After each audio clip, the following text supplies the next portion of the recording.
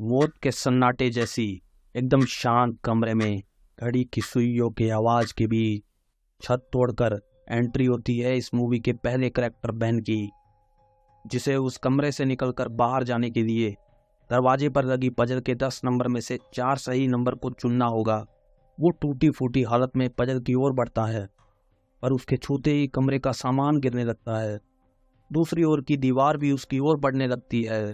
वो मौत का एहसास कर पा रहा था, पर वो हार नहीं मानता और उस दरवाजे को खोलने के लिए क्लूज ढूंढने लगता है।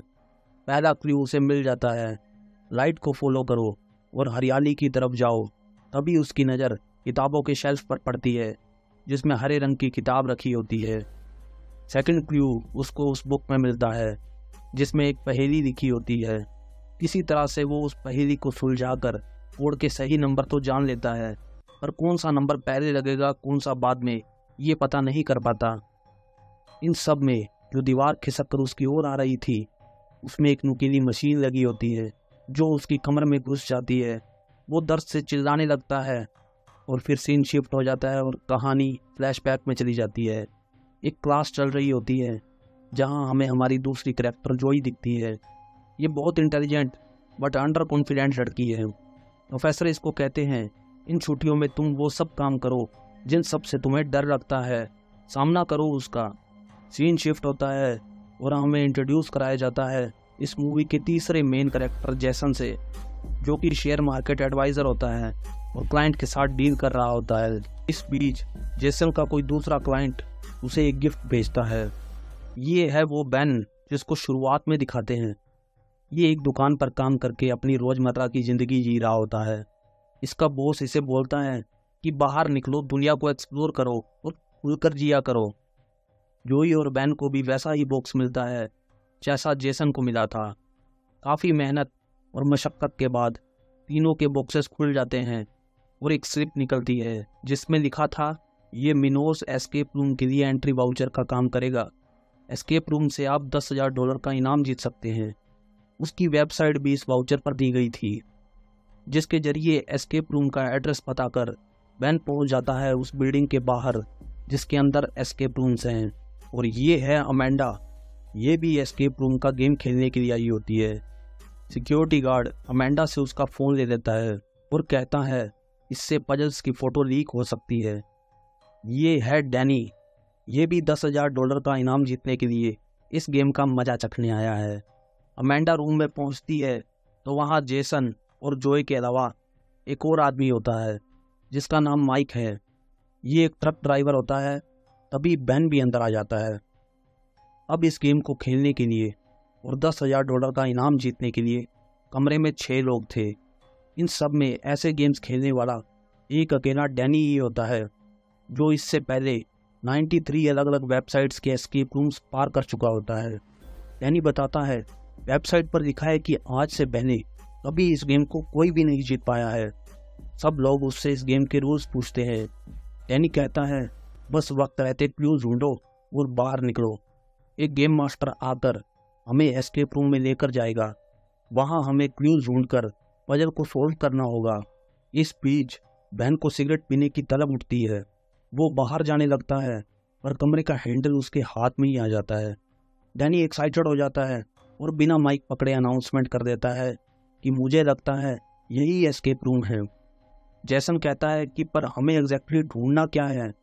डैनी कहता है कि कुछ भी, जैसे एक कोड या नंबर, क्योंकि ये एक कॉम्बिनेशन लॉक है। माइक को एक बुक के अंदर एक स्क्रू ड्राइवर मिलता है। वो कहता है, या ये एक क्लू हो सकता है, पर जोई को उस बुक के बाहर लिखा नंबर 451 एक कोड जैसा लगता है। वो झट से जाकर कॉम्बिनेशन लॉक पर उसे लगा देती है। रूम तो नहीं खुलता, पर रूम की छत पर हीटर जैसी रोड्स जलने लगती है। अमेंडा थोड़ी घबरा जाती है। वो डैनी से पूछती है कि अब हमें बाहर निकलने के लिए क्या करना होगा। डैनी कहता है कि हम हिंट ले सकते हैं। अमेंडा विंडो नॉक करती है कि हमें हिंट चाहिए। अंदर से आवाज़ आती है, इतना बैठ जाइए, जल्दी ही कोई आपसे मिलने आ जाएगा। अमेंडा गुस्से में कहती है कि हमें अभी हिंट चाहिए, पर फिर वही आवाज़, कृपया बैठ जाइए, जल्दी ही आपसे कोई मिलने आ जाएगा। जोई कहती है, ये तो बहुत अजीब है। सेम टोन में एक ही बात। इतने में बेन अपने दिमाग के घोड़े दौड़ाता है और रूम का दरवाज़ा तोड़ने के लिए फायर एक्सटिंग्विशर निकालता है, पर वो प्लास्टिक का था। बेन कहता है दांत तेरे की, और उसे ज़मीन पर फेंक देता है।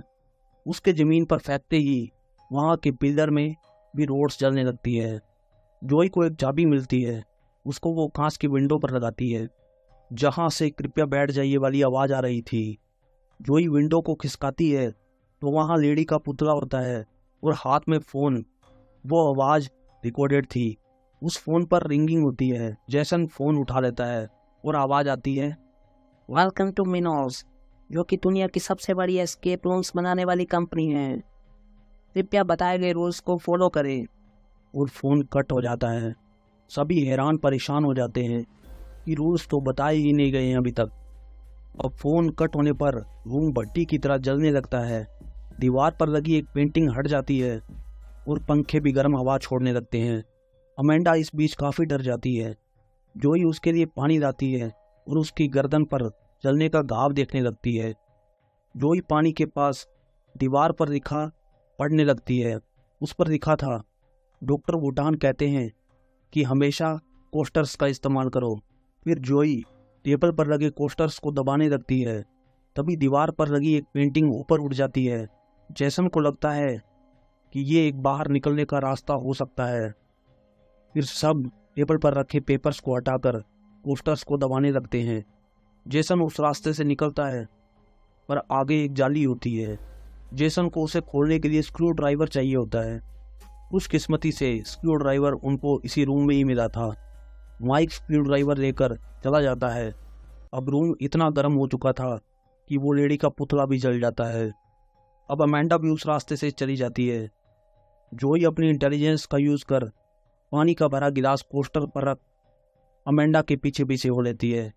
इधर अमेंडा को अपना भयानक पास्ट याद आ रहा था, क्योंकि वो एक फौजी होती है जो कि भूतकाल में एक युद्ध के दौरान बुरी तरह से जख्मी हो गई थी। जोई उसके पास आकर उसकी हौसला अफजाई करती है। अमेंडा थोड़ी शांत हो जाती है। अभी भी दो लोग रूम में ही फंसे हैं। वो भी पानी भर भर कर कोस्टर्स पर रखने लगते हैं, पर एक गिलास पानी कम पड़ जाता है। वो अमेंडा ने पी लिया था। दोनों आपस में लड़ने लगते हैं और छत का एक भाग आग के झूमर की तरह जलने लगता है। बैन को याद आता है कि उसके पास तो शराब है। वो उसे गिलास में भरकर कोस्टर पर रख देता है और दोनों वहाँ से निकल जाते हैं और कमरा आग से पूरा राख हो जाता है और इन दोनों का भी सूरमा बनने से बच जाता है। अमेंडा कैमरे में देखकर चिल्लाने लगती है। उसे नहीं खेलना ऐसा वाहियात मौत का खेल। जेसन को अभी भी $10,000 जीतने का लालच था। अमेंडा डैनी से उसका फ़ोन ले लेती है जो वो छिपाकर अंदर लाया था और वो पुलिस को फ़ोन करने लगती है, पर फ़ोन में सिग्नल ही नहीं होता है। जेसन को एक चाबी मिल जाती है। वो लॉक खोलता है तो देखता है कि एक दूसरा लॉक भी लगा होता है, जिसे खोलने के लिए 7 अल्फ़ाबेट्स का कोड चाहिए। तभी दीवार पर माइक को कुछ लिखा मिलता है।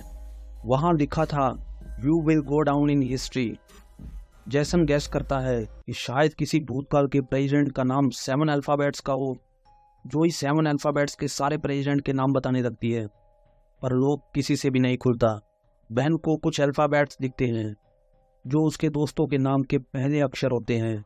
वो भूतकाल में हुई अपनी एक घटना याद करने लगता है, जब वो नशे में धुत गाड़ी चला रहा था और उसके दोस्त और वो you will go down in history song को गुनगुना रहे थे और उनका एक्सीडेंट हो जाता है, जिसमें सिर्फ बेन ही बच पाया था। उस सॉन्ग को रुडोल्फ नाम के एक सिंगर ने गाया था, जो कि 7 अल्फ़ाबेट्स का होता है। फिर वो रुडोल्फ कोड लगाते हैं और दरवाज़ा खुल जाता है और वो आग की भट्टी से निकलकर सीधा मनाली की माल रोड पर पहुंच जाते हैं और वहां टहलने लगते हैं। डैनी तो अपने फ़ोन से सेल्फी लेने लग जाता है और माइक कहता है, हा, इतनी शांति, बिना टिकट के मनाली दर्शन हो गए। और डैनी वहाँ पर स्केटिंग का लुत्फ उठाने लगता है और एक अदृश्य दीवार से टकराकर गिर जाता है। डैनी उस दीवार को छूकर देखता है और कहता है, मिनोज ने क्या कमाल की दीवार बनाई है।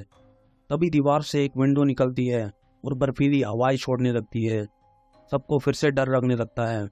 अमेंडा को एक जैकेट मिलती है जो 6 लोगों के लिए एक ही थी।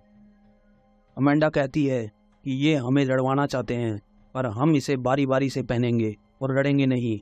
सबसे पहले जोई को जैकेट दी जाती है। इधर बेन सिगरेट पीने के लिए वहाँ टहल रहा होता है और एक ठंडे पानी के फिशिंग होल में उसका पैर चला जाता है।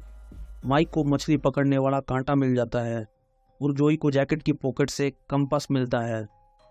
वो कंपास उसे अपोजिट डायरेक्शन दिखा रहा होता है। फिर जोई को वहाँ एक मैग्नेट मिल जाती है। उसे कांटे के साथ लगाकर फिशिंग होल में डालते हैं और उसे खींचते हैं तो एक चाबी मिल जाती है और एक क्यूब बॉक्स में पैक होती है। वो बेन से लाइटर मांगते हैं इस बॉक्स को पिघलाने के लिए, पर बेन बदतमीजी से लाइटर बीच में ही फेंक देता है। डैनी उसे लेने जाता है, तभी वहाँ की बर्फ टूट जाती है। डैनी उसके अंदर गिर जाता है। अंदर ठंडे पानी के बहाव में डैनी मर जाता है। बेन के ऐसे बर्ताव पर सभी उसे शक भरी निगाहों से देखने लगते हैं कि ये गेम मास्टर के साथ में मिला हुआ है। बेन ने उन्हें काफ़ी समझाया कि उसे भी डैनी के मरने का बहुत दुख है और वो उन लोगों के साथ है।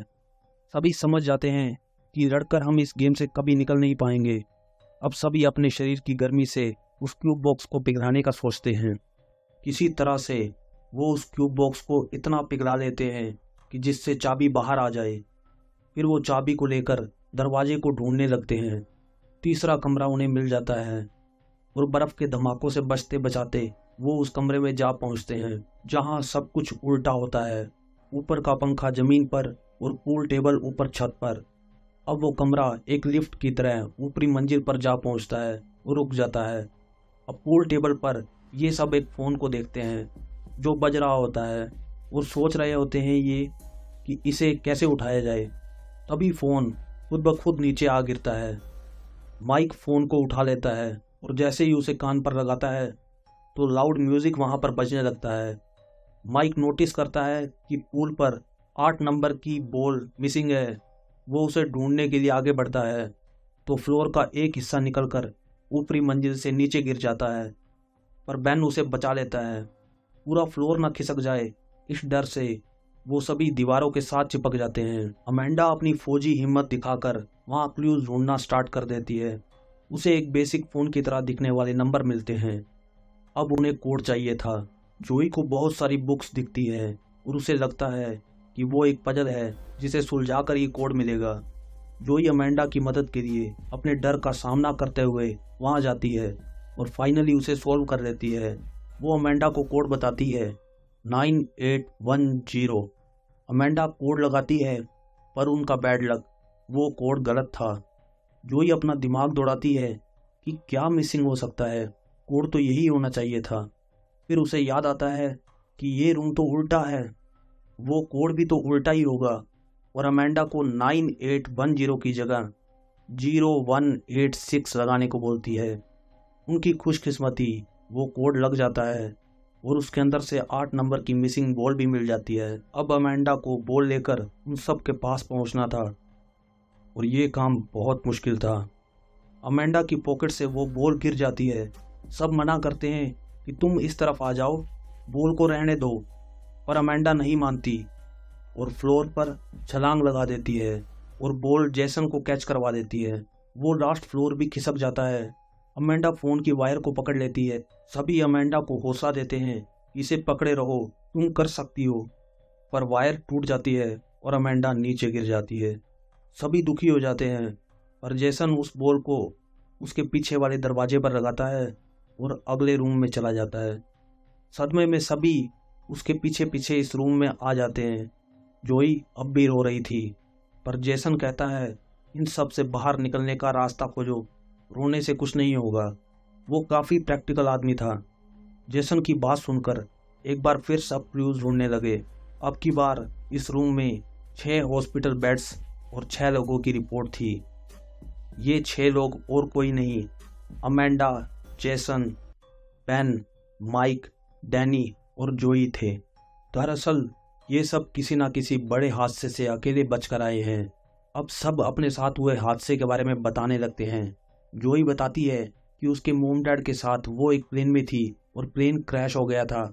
सब पैसेंजर और मोम डैड में से वो अकेली ही बच पाई थी। जेसन भी अपनी स्टोरी बताने लगता है कि वो और उसका एक दोस्त समंदर में कैसे फंस गए थे। उनके पास एक ही जैकेट थी और वहाँ बहुत ठंड थी। उसके दोस्त ने उससे जैकेट छीन ली और ठंड में उसे मरने के लिए छोड़ दिया, पर वो किसी तरह से वहाँ से बच गया और उसका दोस्त मर गया। अब माइक भी अपनी कहानी बताना शुरू करता है कि वो और उसका भाई खदान में एक बार मजदूरों के साथ काम कर रहे होते हैं। वो खदान में दब गए जिससे वो अकेला बच पाया था। बेन ने बताया कि वो शराब पीकर गाड़ी चला रहा था और अपने फ्रेंड्स के साथ घूमने निकला था। एक्सीडेंट में उसके सारे फ्रेंड्स मारे गए। तभी जोई बोल पड़ी कि हम सब अपने लक से बच गए हैं। गेम मास्टर शायद पता लगाना चाहता है कि हम सब में से लकीएस्ट पर्सन कौन है जो जिंदा बचेगा यहाँ से। अब वहाँ टीवी में 5 मिनट का एक टाइमर चलने लगा। उसे देख उन्होंने फिर से क्लूज ढूंढना शुरू कर दिया। जैसन को कुछ एक्सरे मिले। बेन ने कहा, ये तो साइन लैंग्वेज है, ये तो मुझे आती है। बेन ने इसका मतलब EKG बताया, इलेक्ट्रोकार्डियोग्राम मशीन। अब सब जोई को छोड़कर कार्डियो मशीन ढूंढने लग गए। जोई ने इस गेम को खेलने से साफ मना कर दिया। उसने कहा, अगर हम इनके इशारों पर यूं ही नाचते रहे तो हम कभी जिंदा नहीं बच पाएंगे और ये रूम कभी भी ख़त्म नहीं होंगे। बेन ने जोई को बहुत समझाया पर वो नहीं मानी। दूसरी तरफ जैसन को कार्डियो मशीन मिल गई।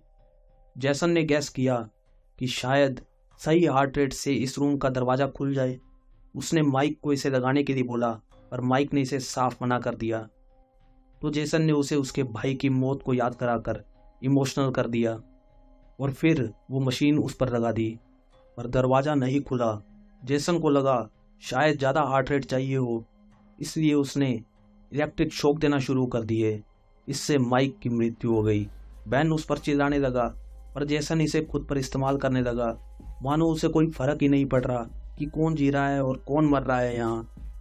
अब की बार जैसन ने अपनी हार्ट रेट को बिल्कुल कम कर लिया और दूसरी तरफ 5 मिनट्स के टाइमर जो ख़त्म होने से एक जहरीली गैस कमरे में फैल रही होती है।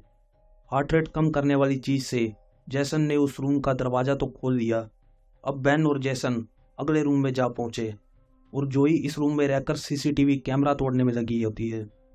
जहरीली गैसों से जोई की हालत बिगड़ने लगती है और अगले रूम में बेन जैसन पर चिल्ला रहा था कि तुम इंसान हो ही नहीं, तुमने माइक को मार दिया और जोई को भी वहाँ मरने के लिए छोड़ आए हो। बेन ने तो यहाँ तक इल्ज़ाम लगा दिया कि मुझे तो लगता है कि समंदर में भी तुमने जैकेट के लिए अपने दोस्त को मारा होगा, तुम स्वार्थी हो। फिर जैसन और बेन के बीच लड़ाई होने लगी। उन्हें लगा कि लड़ने से अच्छा क्लूज ढूंढकर यहाँ से बाहर निकला जाए। तभी उन्हें वहाँ एक हैंडल दिखा। उसे खोला तो उस हैंडल पर एक ऐसा केमिकल लगा था जिससे उन्हें लगा कि वो पिघल रहे हैं और सब कुछ हिलता हुआ दिख रहा था। बेन को उस कमरे से उसकी एक एंटीडोट मिल जाती है, पर वो एक ही बंदे के लिए थी। तभी जैसन उस पर हमला कर देता है, पर बेन किसी तरह से उससे बचकर एंटीडोट खुद को लगा लेता है और उस कमरे से बाहर निकलने लगता है। अब वो उस कमरे में जा पहुंचता है जहां मूवी की शुरुआत में हमें दिखाया जाता है। स्टोरी प्रेजेंट में आ जाती है। दोनों दीवारें आपस में टकराती है पर बेन एक सुरक्षित फायर प्लेस में छिप जाता है। दोनों दीवारें लकड़ी की होने के कारण टूट जाती है।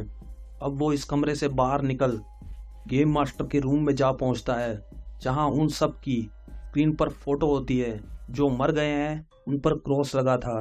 गेम मास्टर बेन को बधाई देता है कि तुम हो वो लकीएस्ट पर्सन।